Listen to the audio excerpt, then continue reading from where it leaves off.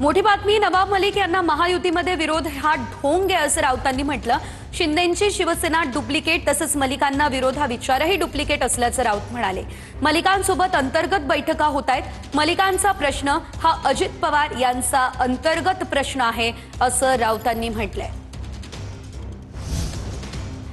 मोठी बातमी, मंत्री माणिकराव कोकाटे नॉट रिचेबल अशी माहिती सूत्रांनी दिलेली आहे। या क्षणाची एक मोठी बातमी आणखी समोर येते, ती म्हणजे जिल्हा सत्र न्यायालयाच्या न्यायदंडाधिकाऱ्यांसमोर अर्ज दाखल करण्यात आलाय। कोकाटेंविरोधात अटक वॉरंट काढण्यासाठी अर्ज दाखल झालेला आहे। मंत्री माणिकराव कोकाटे यांच्या अटकेसंदर्भात हा अर्ज दाखल करण्यात आलेला आहे।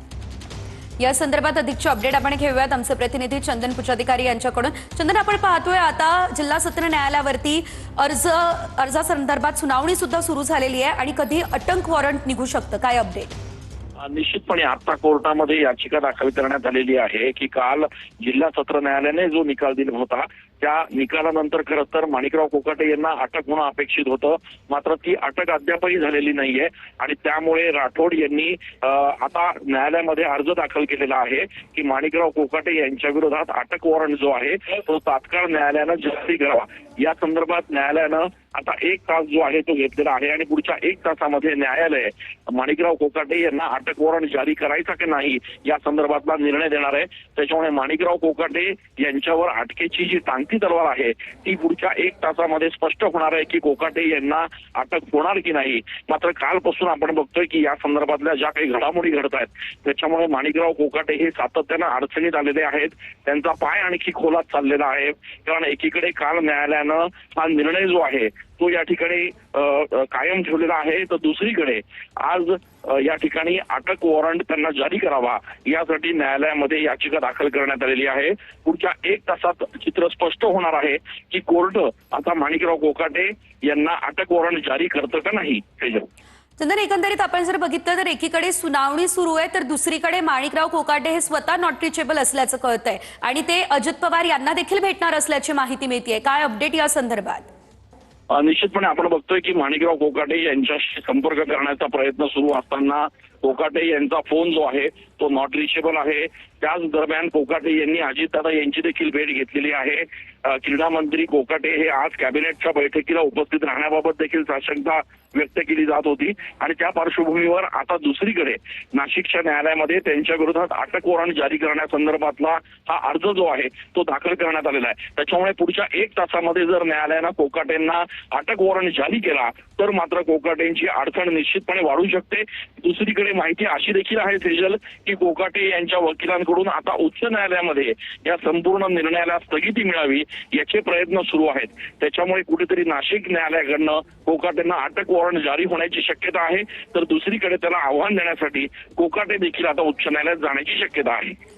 चंदन, जसं तुम्ही सांगितलं की अडचणी कोकाटेंच्या वाढू शकतात, निश्चितच वाढू शकतात, मात्र त्यानंतर आता पुढची पावलं कोकाटेंकडून काय उचलले जाऊ शकतात या संदर्भात सविस्तर माहिती काय आहे?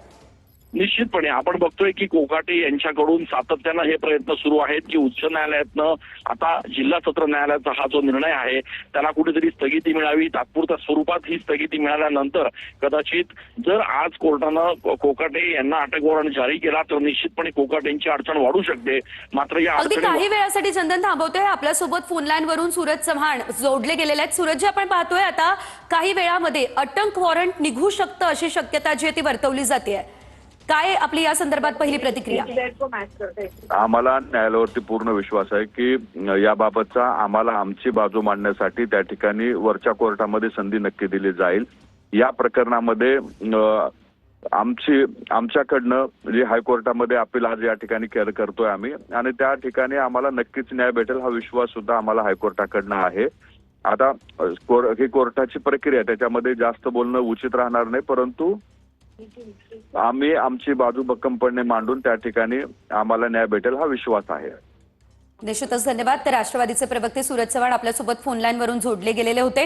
तर आपण पाहतोय मंत्री माणिकराव कोकाटे यांच्या अटकेसंदर्भात आता अर्ज दाखल करण्यात आलेला आहे। जिल्हा सत्र न्यायालयाच्या न्यायदंडाधिकाऱ्यांसमोर हा अर्ज दाखल करण्यात आलेला आहे। मात्र आम्हाला न्यायालयावरती पूर्ण विश्वास आहे आणि पुढे आम्ही आव्हान देणार असल्याचं सूरज चव्हाण यांनी देखील आता TV9 सोबत बोलत असताना सांगितलेलं आहे।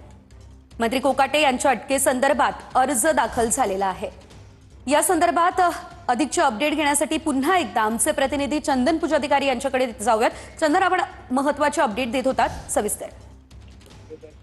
निश्चितपणे आपण बघतोय की या ठिकाणी नाशिकच्या जिल्हा सत्र न्यायालयामध्ये आता जो अर्ज दाखल झालेला आहे, जो अर्ज या ठिकाणी राठोड यांच्याकडनं दाखल करण्यात आलेला आहे, त्या अर्जामध्ये त्यांनी स्पष्टपणे नमूद केलेलं आहे की माणिकराव कोकाटे यांची शिक्षा जर जिल्हा सत्र न्यायालयानं कायम ठेवलेली आहे तर मग या शिक्षेची जी तरतूद आहे, त्यांना अटक होणं जे अपेक्षित आहे त्या संदर्भात अद्याप कुठली कारवाई का केली गेली नाही आणि त्यामुळे या याचिकेच्या संदर्भात पुढच्या 1 तासांमध्ये जो काही निर्णय होईल त्या निर्णयाकडे आता संपूर्ण राज्याचं लक्ष लागलेलं आहे। कारण नाशिकच्या जिल्हा सत्र न्यायालयानं जर या ठिकाणी कोकाटे यांना अटक वॉरंट जारी केला तर निश्चितपणे या ठिकाणी कोकाटेंची अडचण वाढू शकते।